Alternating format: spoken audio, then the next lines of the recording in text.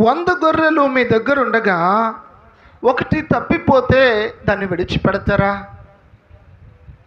మరెవరు మాట్లాడటం లేదు. ప్రభువు అందరినీ కూడా ఏకరీతిగా ప్రేమించున్న దేవుడు. ఆమేన్.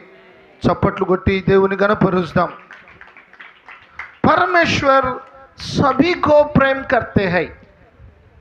మహోన్నతుడైన దేవుడు అందరినీ ప్రేమించే దేవుడు అయి ఉన్నాడు. అయితే ఎవరైతే దేవుని మార్గానికి దూరంగా ఉన్నారో, who away from the God's path, ఎవరైతే దేవుని మార్గానికి చాలా దూరంగా నివాసం చేస్తూ ఉన్నారో అలాంటి వారందరినీ కూడా దేవుడు వెతికి తన భుజాల మీద మోసుకొని వస్తూ ఉన్నాడు దేవుని సన్నిధికి. దేవునికి మహిమ కలుగునుగాక. చూద్దాం. హల్లెలూయా, హల్లెలూయా.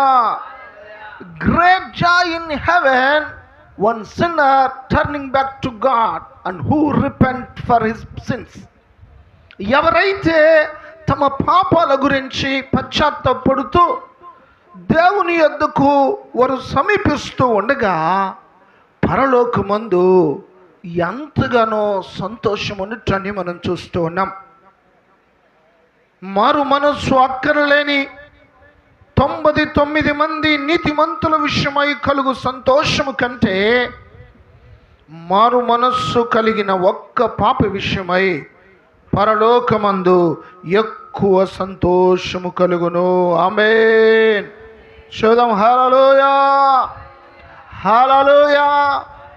దేవుడు చెబుతూ ఉన్నాడు, సహోదరులారా, ఒక్క మనుష్యుడు ఎవరైతే తమ పాపాల గురించి పశ్చాత్తాపడి దేవుణ్ణి వెంబడిస్తాడో, సంఘంలో దేవుని చేత నిలిచి దీవించబడతాడో, ఆ వ్యక్తిని గురించి పరలోకమందు అధికమైన సంతోషం కలుగుతుంది. మీరెందుకు సనిగి గొనుగుతూ ఉన్నారు?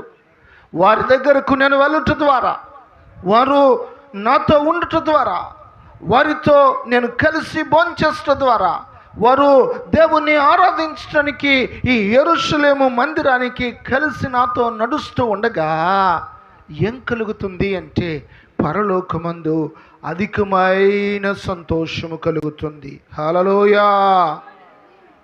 स्वर्ग में बड़ी खुशी एक पाप पश्चाताप करके परमेश्वर के ओर लौटता है. ఎప్పుడైతే పాపులు దేవుని వైపు తరుగుతారో అప్పుడే పరలోకమందు సంతోషం కలుగుతుంది.